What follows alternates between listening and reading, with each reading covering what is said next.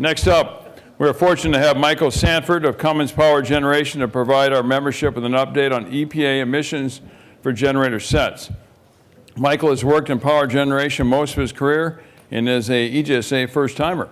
He's currently responsible for sales, application engineering across North America and the Caribbean for Cummins Power Generation. Michael leads a team of experts who support technical sales and drive industry-leading innovations in power systems application and design.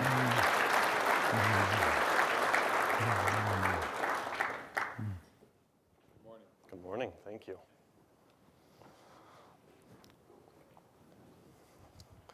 Good morning, everyone. Good morning. That was good enough for me, so I'm not going to make you say it again. Thank you very much for the wonderful introduction. I'm extremely happy to be here. I want to say once again, welcome, and thank you for spending this time with us this morning. So I'm going to be talking about, of course, EPA emissions for generator sets. I'm going to be targeting primarily compression ignition, although, of course, as you're probably well aware, there's a whole other world of emissions requirements for spark ignited as well as compression ignition. So the four main areas I'm going to talk about today. I'm first going to talk about our current emissions regulations. I'm going to talk a little bit about some recent changes or recent updates to emissions regulations. I'm going to talk about some of the leading emissions technologies that we're seeing in the marketplace, some of the strategies that are being used and implemented in order to meet current emissions regulations. And lastly, I'm going to talk about those emissions, those pieces of components or those components and their impact on installations and installation design of power systems.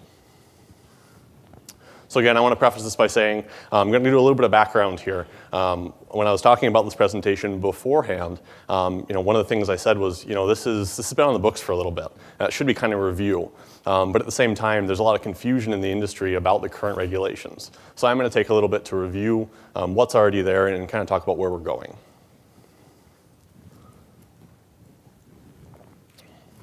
So the first thing that I'm going to talk about here is stationary and non-road emissions for compression ignition engines. And you're going to hear me say engines a lot, even though we're talking about generator sets. And the reason is the EPA is basing their emissions or their certification on the engine itself. And so the first thing that we're going to look at, kind of the first breakdown, is that stationary and non-road. Stationary is, of course, intended to be stationary. It's usually bolted to the floor. It's not moving. It's not on a trailer. It's not a rental product. I had the opportunity, I got to send a sales representative sent me an image once, one that I really enjoy. It's a stationary generator set in a weatherproof enclosure sitting on a trailer. And that trailer has the wheels and tires removed, and it's up on cinder blocks. That is not a successful implementation. It is a successful implementation of a stationary generator set. That would actually be considered a non-road installation. Probably does not meet the EPA requirements, but it's a good example of our creativity in the industry nevertheless. We'll talk a little bit about TPEM when speaking about non-road. I'm sure a lot of you are familiar with TPEM, or the transition program for engine manufacturers. So non-road is basically it's the next kind of step or the next option for compression ignition engines, and this means that it can move. It's free to move wherever it wants, and as a result of that, it has to meet stricter emissions requirements. So typically, we're talking about Tier 4 engine certification. Another option here is, of course, to use that TPEM or that transitional program. And what that's allowing them to do is the EPA is saying, we understand that there's some time that may be needed in order to transition over to the latest and greatest emissions levels. So we're going to allow you to use some kind of older technology engines to bridge that gap while the transition is made.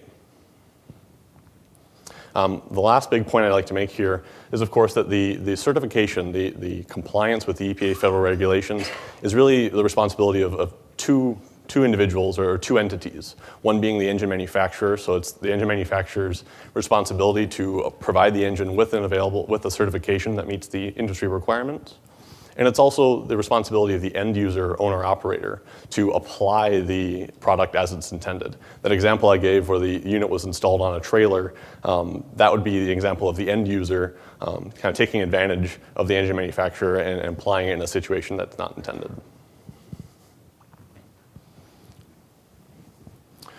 So I'm going to dive a little bit deeper specifically into stationary, and I'm going to talk about two major areas, the next kind of breakdown within stationary, and that's emergency and non-emergency operation. A lot of this presentation is going to be based on talking about non-emergency because really that's where we're seeing a lot of the changes. So emergency operation, what is that? What does that mean? Emergency is simply operating a generator set when the power was there and now it's not. And there's a bunch of different reasons that you might do that. One of them is the first thing you'll see is emergency. So it's life safety. You need power to things like safety lights in order to get people out of a building during an emergency situation. Another one's legally required. So these might be things like hospitals that are required by law to have a generator set or to have backup power on site. The third one actually is we see quite a bit of installations, and that's optional. This is usually driven by an economic or financial reason. Data centers fall into this category. They're not legally required to have, or they may not be legally required to have their own power on site, but that loss of power for minutes can result in millions of dollars of financial loss. So ideally, they like to avoid that sort of situation.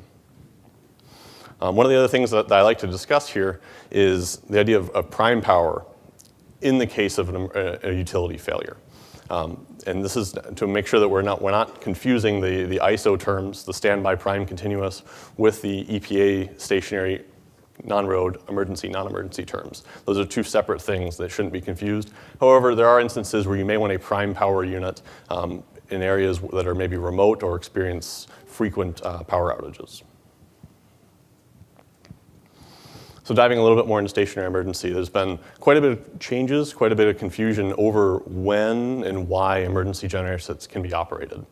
Ultimately, if the utility has failed, if there's no power available, they can be operated for an unlimited period of time. And we've seen this specifically in cases with natural disasters where we may have had generator sets operating continuously for hundreds, if not thousands of hours when the utility has not been able to get themselves back online and support the local loads of the local facilities. In addition to, or as part of that time, as part of that operation, there's 100 hours per year that can be used for a couple of different things. The big one is maintenance and testing. As many will attest, it's best to keep generator sets operational, up and running, ready to go in case of emergency. If you were to install a unit and not touch it for 10 years, no maintenance whatsoever, never running it, it significantly reduces its ability to come online and do its job when it's needed. So it's often recommended that units are run monthly in order to help kind of mitigate those issues. So that falls into that 100 hours per year. 50 hours of that can be used for other things. Some of the things you may see here are non-emergency usage due to local reliability. Storm avoidance is a big one. However, typically there cannot be any sort of financial arrangement associated with this non-emergency operation. Peak shaving at one point in time was part of this non-emergency operation for an emergency generator set. Peak shaving was actually eliminated in 2013 with an extension that went through 2014. If you or someone you know is still operating a generator set in a peak shaving application that is a stationary emergency certified unit, I'd probably recommend seeking legal counsel at this time. The last thing I'll say here, and this is one of the big changes that we've seen, is the Emergency Demand Response Program. And originally, when this was all put together, the EPA said 100 hours per year. That sounds pretty great. Generator set owners and operators can operate for 100 hours per year for an emergency demand response program. The Delaware Department of Natural Resources said, whoa, EPA, you seem to have acted awfully hastily. I'm not sure that you fully understand the repercussions of this. And there was a ruling fairly recently that said that 100 hours per year is not a good idea.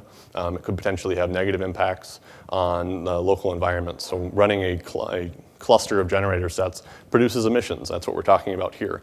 And so the Delaware Department of Natural Resources thought that was not a good idea. And so that 100 hours for emergency demand response has been drastically reduced at this time.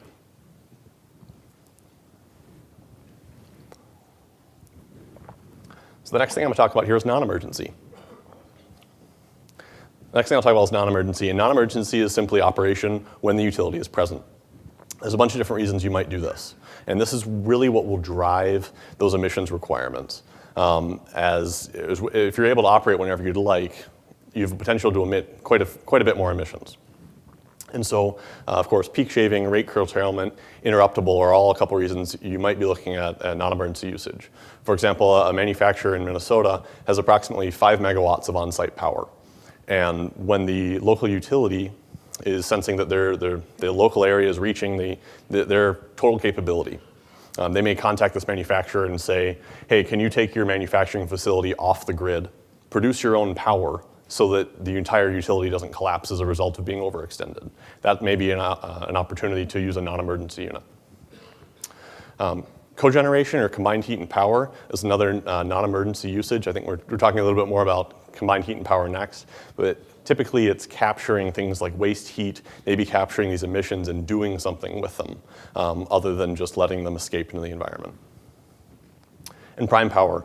Prime power is pretty big in certain areas of the world, not necessarily as much in the United States. However, we do see it here, particularly in mining applications, where there may not be a utility available to bring power to the mining equipment. So you may have non-emergency generator sets effectively serving as the utility for that mining site.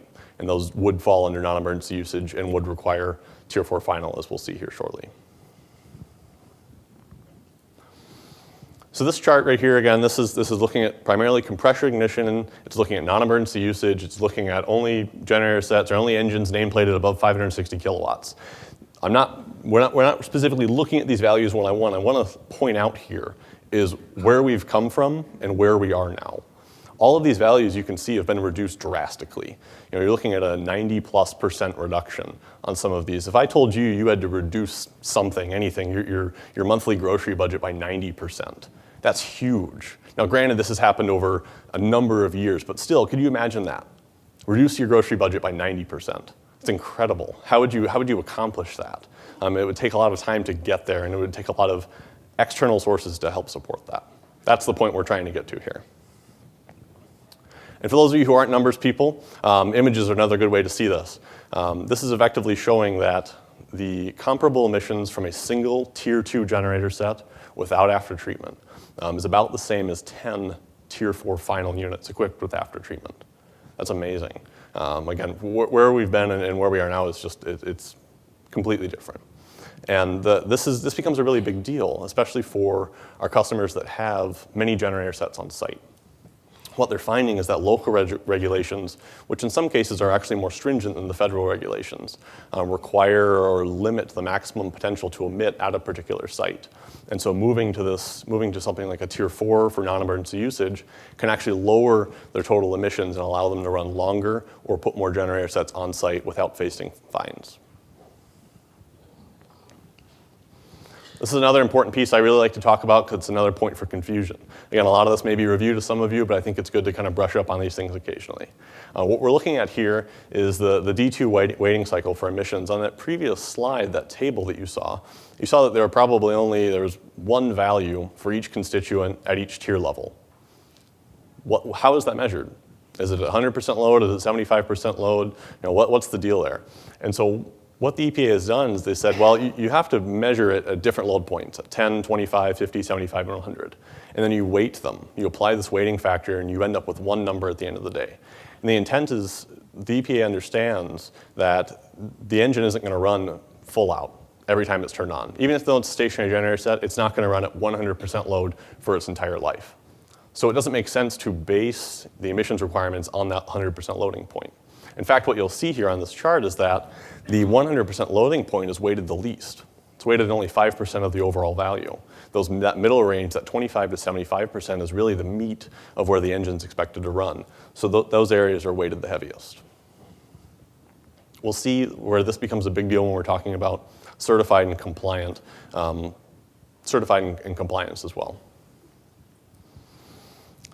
So in talking about the difference between certification and compliance, certification means that you've been through this testing and you've submitted all this documentation. You've gone through that 5-mode cycle as it's applicable to compression ignition engines. And as a result, you've received a label, a nice label that gets to be put on the engine, and you've received a certificate of conformity that says the EPA recognizes that this engine is good to be operated in this application. Compliance, on the other hand, is a term that basically means the engine meets the requirements. The physical levels that are required by the EPA, it meets it. It may exceed it. However, it may not have a label. It may not have been through the testing. It may not have that certificate of conformity. It simply meets the requirements. So, slight difference between the two. In corresponding with the EPA and talking about the difference between that certification and compliant, the overall note to the overall feeling has been that those certified or those compliant solutions, verified, capable, you may have heard a wide variety of words used to describe them, but they don't meet the intent of the EPA's regulations, and they're not an acceptable substitute in the market. In order to play, you have to have that certification.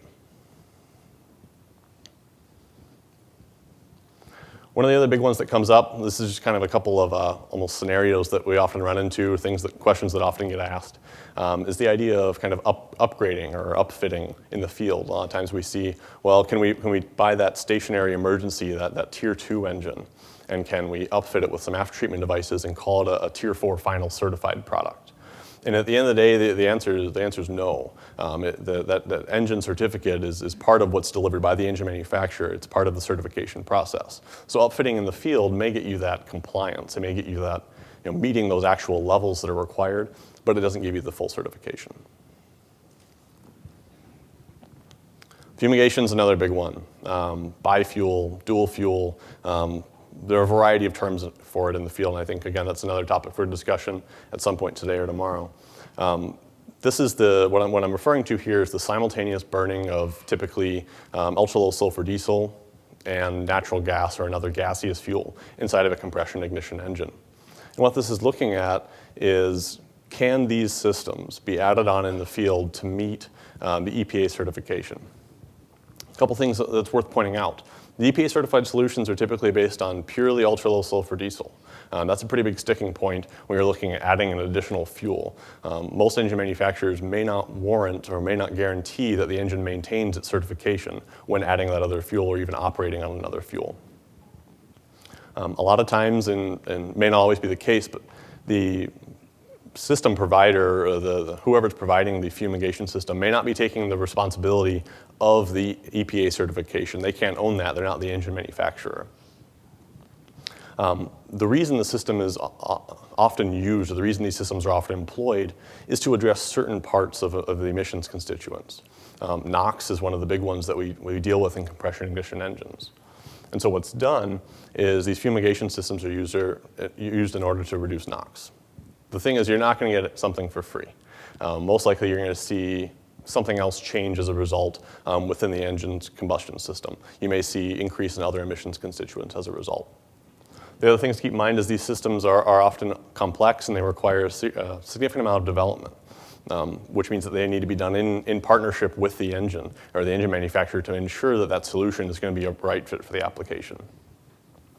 One of the things here that maybe you've already picked up from the slide, the risk of uncontrolled regeneration event. That's a really nice way of saying excessive hydrocarbons in an after-treatment system can cause bad things to happen.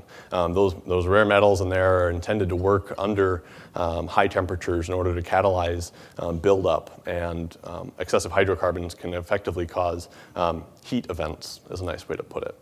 It's a possibility with many different solutions, and it is something that can, of course, be mitigated up front, but it is a risk.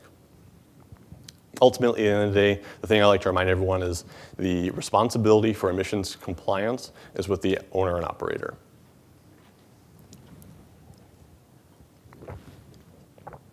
That covers kind of the overview, the basics.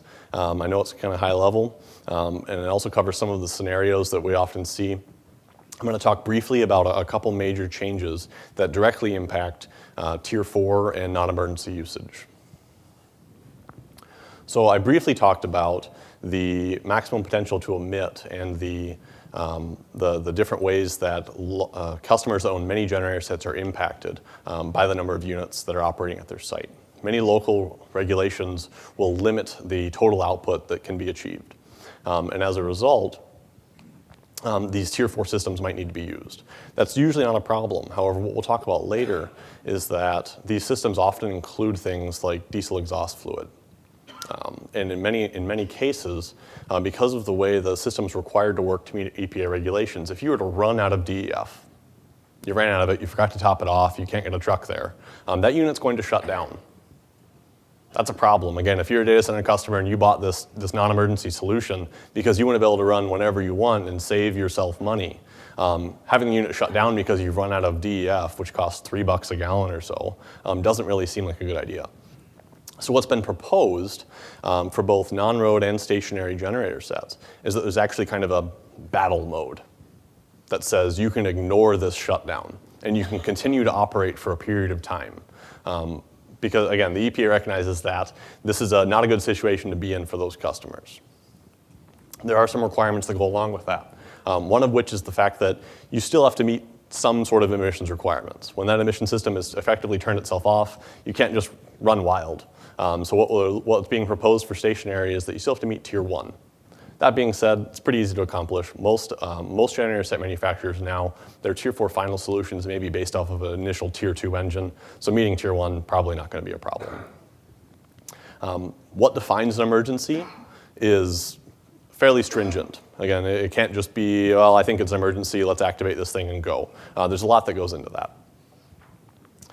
This does have a time limit. Again, you can't run like this forever. And one of the big things that the EPA has recommended is that there needs to be something, typically an audible alarm, but something on the generator set that's saying, hey, this is happening, fix it. Do your best to fix it in a reasonable amount of time, but continue to operate so you don't suffer this catastrophic financial loss. And of course, one of the last things here, this is something that is effectively generally like it's a feature within maybe it's software or some sort of device on the generator set. And so it's a requirement of the engine manufacturers to provide instructions for how to make this happen, how to make it work. This is the primary update. This is the big update I wanted to talk about, but we're going to continue to talk about Tier 4 in particular and different ways that manufacturers are meeting Tier 4 requirements. So I'm going to step into leading emissions technologies here. And I'm going to talk about the different technologies that are being used to tackle Tier 4.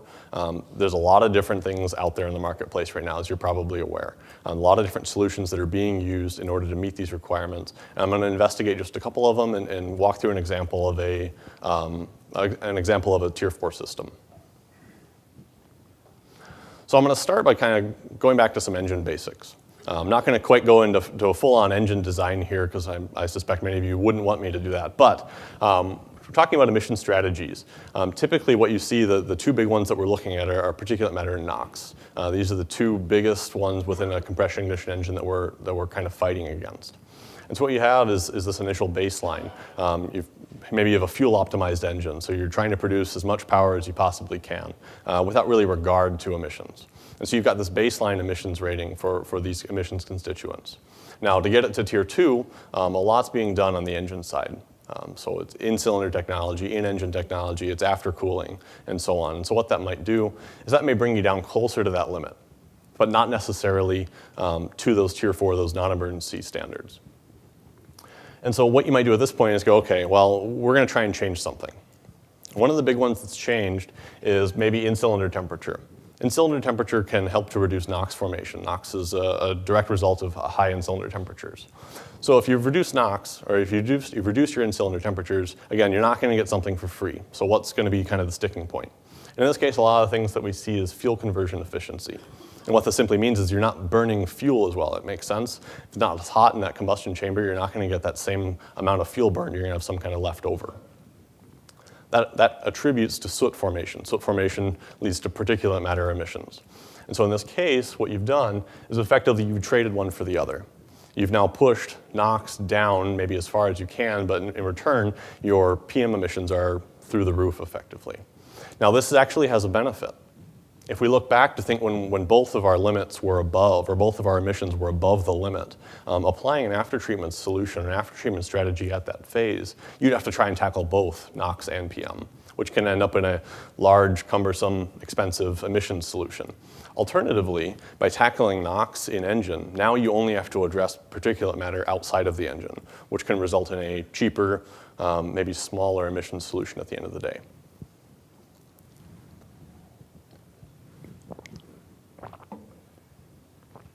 So what I want to show here is the fact that there are many, many, many ways to tackle these things. Many different companies have come up with names for certain components that tackle these emissions constituents. And you're seeing them applied in a variety of manners and a variety of kind of methods. Comparing some of these components together can really help to meet those Tier 4, those non-emergency emissions. So one of the things I want to talk about first is a diesel particulate filter. You've probably heard of this before, a DPF. This is a pretty simple device at the end of the day. The intent of the diesel particulate filter is simply to trap particulate matter. PM, or particulate matter, doesn't necessarily have a chemical definition like most of the other exhaust emissions constituents. It is simply anything that will coalesce or collect on a filter. And so what we'll see here is that this device is intended to do that. Now, any of you who have worked in service or close to the service industry just heard me say that and went, oh, crap. Now we have to do more filter changes. And that's not ideal. No one wants that either.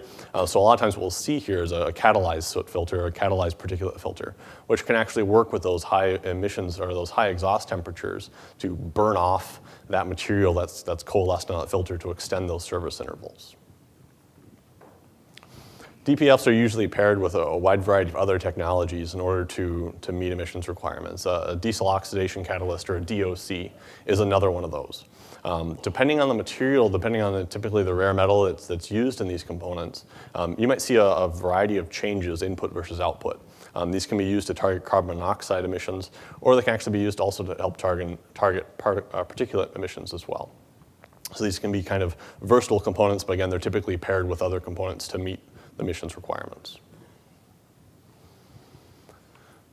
Next one I want to talk about here is an SCR, or selective catalytic reduction. We're seeing these used pretty widespread throughout the industry right now to tackle NOx formation. And what this is doing is it's using, again, that catalytic material, that catalyst, to turn the NOx and take that and turn it into something less harmful. And typically it can't do that on its own. It's relying on two other things. It's relying on heat, and it's relying on some sort of external source, usually in the form of DEF, diesel exhaust fluid, which is typically a urea or ammonia solution. I'll talk a little bit about that more later on. But this is what's usually used to tackle NOx formation. So I'm going to walk through this kind of basic schematic of an example of a Tier 4 system. Again, there's a wide variety of ways to accomplish this. This is just one simple example. In this case, what you're seeing is not necessarily a Tier 4 solution. This is probably more akin to a Tier 2 solution. What you're seeing is a compression ignition engine, nice alternator, and an exhaust turbocharger, and an aftercooler. The aftercoolers are typically used to meet Tier 2 in order to cool that combustion temperature down to a reasonable level to stop that NOx formation. But at this point, you still may have excessive particulate matter and NOx formation coming out of the engine and heading down that exhaust stack. So one of the first things we may do in this situation is we may add a diesel particulate filter. This is simply in line with the exhaust system. Again, it's intended to trap that particulate matter. This is a pretty easy thing to add. The thing to keep in mind is that this filter, as it's plugging up, as the soot is building up on that, it is actually increasing the restriction on the system. It's effectively taking away some of that maximum allowable back pressure that you have on the engine. At this point, we've tackled the particulate matter issue, but we still have NOx to deal with. So maybe in this case, we'll add an SCR as well. We've seen them added both in front of or behind the diesel particulate filter, depending on the application. And this will be used to tackle NOx. As I said before, typically we now need some sort of DEF. And so this system is usually added. These are complex systems as well. They typically involve some sort of a tank, a pump, which can be either a compressed air. We see a lot of compressed air solutions in order to deliver that DEF to the exhaust stream. And then we see some sort of injector, which could be a mechanical injector similar to a fuel injector. And then one of the things I talked about earlier was heat. Heat is critical to this process. Heat's a really big deal. Heat's needed at various temperature levels depending on the metal type that's inside in order to get this reaction that you're looking for.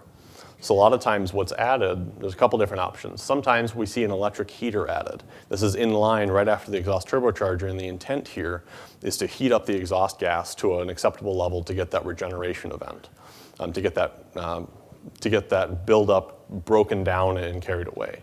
Another alternative may actually be to inject diesel fuel or fuel oil into the exhaust stream and can create a very specifically controlled combustion event within the exhaust stream in order to heat it up and get that reaction that you're looking for. At the end of the day, this is great, but typically this isn't going to work all by itself. All these components are very sensitive, and so what you end up with are a complex control scheme that's measuring NOx in versus out, particulate matter in versus out in the form of restriction across the diesel particulate filter. You might need some sort of control system to control the DEF injection, or the heater, or the fuel oil injection. There's a lot that goes into these systems.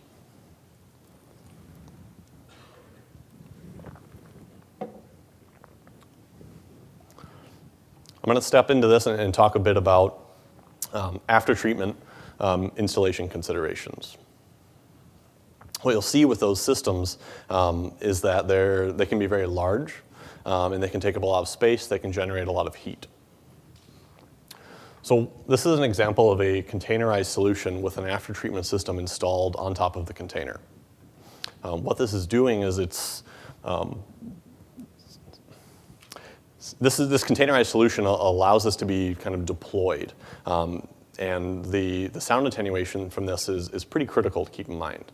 A lot of times what we'll see is that manufacturers or customers they're used to seeing a muffler. They want a muffler installed. They're very, very insistent on having a muffler. What that after-treatment solution is doing is it's actually almost accidentally reducing the sound level coming out of the exhaust system. A lot of times an additional muffler simply isn't needed. The other thing that I hinted at earlier is the amount of restriction caused by these after-treatment solutions. It can be pretty incredible. It can use up almost all of the available restriction.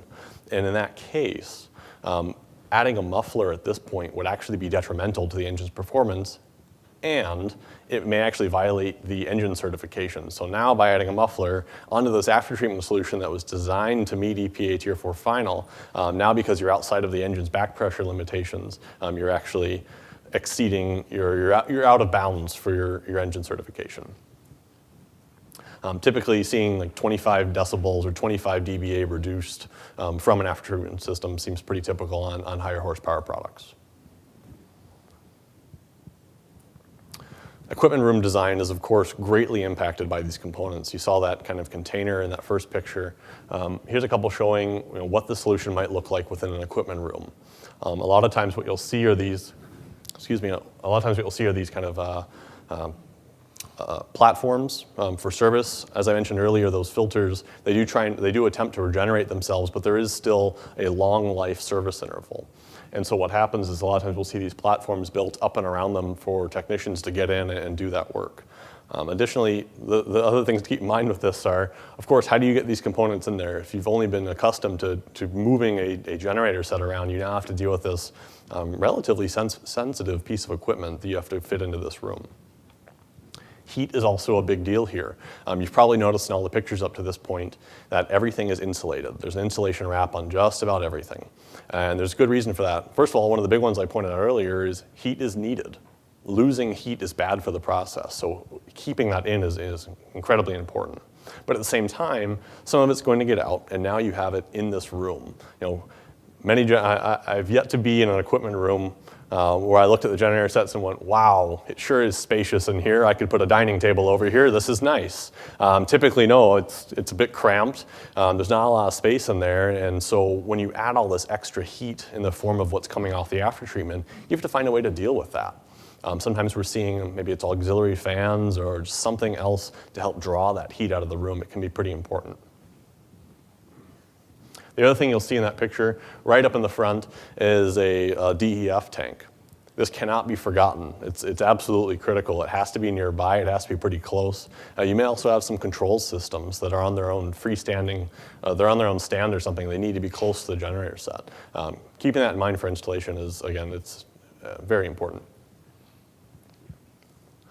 Of course, the next iteration is looking at that enclosure design. One of the things that's really important to think about with this after-treatment solutions is their size. Getting them into a room, if you have to build a building, making it a little bigger isn't always a big deal. Now, when you're trying to get something into an enclosure, you're probably doing it because you want it to be compact, you want to ship it somewhere. So now when you have to deal with putting an after-treatment solution on top, and the enclosure has to support the weight of that equipment, which sometimes rivals that of the generator set itself. How do you deal with that? So we are seeing various creative strategies used in order to help support these structures. The other big thing with the heat, some of the questions are, why not move it on its own stand somewhere else? Well, again, that adds to the back pressure, that adds to the heat loss, so it's important to have that incredibly close by. Diesel exhaust fluid is one of the things that I want to make sure that I talk about here. It's often missed. It seems to be kind of a tacked on, as it is here at the end of this presentation, or nearing the end of this presentation. But it's vital, and I want to make a point here. I had the opportunity to see an installation, a Tier 4 final installation, and I watched as the truck pulled up to top off the DEF. And the driver got out, parked about 20, 25 feet away from the tank, unloaded the hose from the tank, dropped it on the ground, and drug it all the way over to the tank, through the mud, through the gravel, opened to the top of the tank, and fed the hose in. And so now you have 12 feet of hose in this DEF tank that has been through mud and dirt, and that is now all in your DEF. Filled it up. A lot of times, we're not seeing filtration out of these systems, and it's incredibly important. Some of the onboard filters, really, they're more of protective filters. Their job isn't to hold material, it's to stop material to get to something. So when you pull a dragonfly out of this filter, there's stuff getting in there that shouldn't, so it's incredibly important. A lot of times we'll see these fed by bulk tanks, just like an underground diesel tank. You may have an underground DEF tank, and that's a good place to put those filter components. The other big thing to point out here is the fact that DEF freezes. Down here, that might not be a good idea. I'm from Minnesota. It gets cold, really cold. And this stuff will freeze. And again, as I talked about earlier, if the generator set, if the after-treatment solution, or if the after-treatment equipment doesn't get the DEF it's expecting, it will shut itself down. And that's not a good position to be in. So making sure that it's not freezing in the line. We've actually had instances where the DEF is pumped out of the tank, it's fine in the tank, but about 20 feet away, it just freezes solid in the line. And now you have no DEF. So making sure that there's heat trace or other systems in place in order to stop that from happening is very important. So I'm going to leave you with a couple key points here. One of the big ones that I hinted on very early on is the idea that the application of the product is the responsibility of the owner-operator, the responsibility of the end user. The engine manufacturer is required, particularly for compression ignition engines, to provide that certification, but the owner-operator needs to use it properly. The other thing, or one of the other points here, is that there really are a wide variety of strategies being used to tackle current emissions regulations. And I would argue that none of them are more right than the other. They are just different strategies used to tackle the same problems. The last thing is the fact that these after-treatment solutions are complex machines. It's not just a Tier 2 unit with a funky-looking muffler on top. These are actually complex systems that need a certain amount of attention to detail and need help, they need assistance in that installation phase. So making sure that they are installed properly is critical to their success. And with that, I will open this up to questions.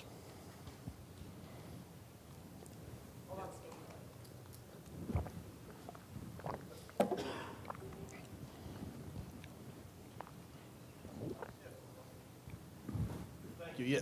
Yes, Michael. You recommended that said that the limit was 120 hours. Was the new EPA rule for allowing a Tier 4 engine to run with a fault on the emission system, right?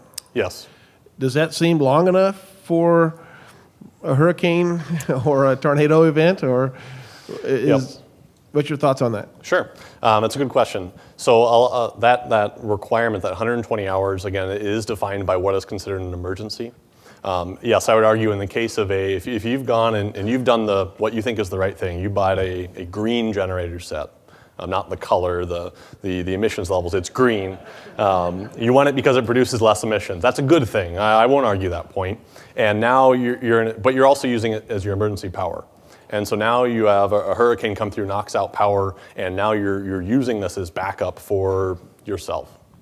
And so the question is about that. In that situation, is that 120 hours really enough? I would argue, the way that's presented, no, probably not. However, my understanding is that because of the way the emergency is defined, there may be opportunities to continue running past that point. The other question, or the other thing that comes up is that the way the engine manufacturer is required to alert someone it's required to say, hey, you're out of DEF, get DEF. Yes, diesel exhaust fluid can be purchased at AutoZone or O'Reilly's or whatever auto parts store you have nearby.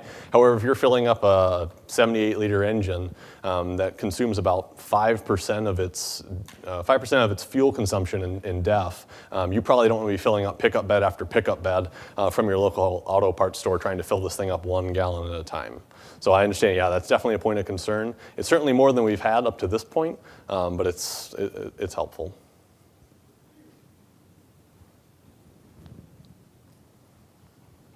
Okay, we're going to go and get ourselves back on track and time there. Thank you very much. I appreciate it.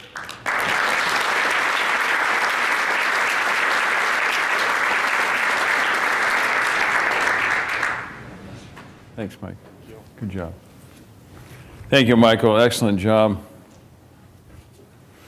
That was also thanks to Deb Lawrence. She kind of helped. Deb's not at the conference, but I think everybody knows Deb, and she kind of laid the groundwork to get Mike here today. So thank you to Deb.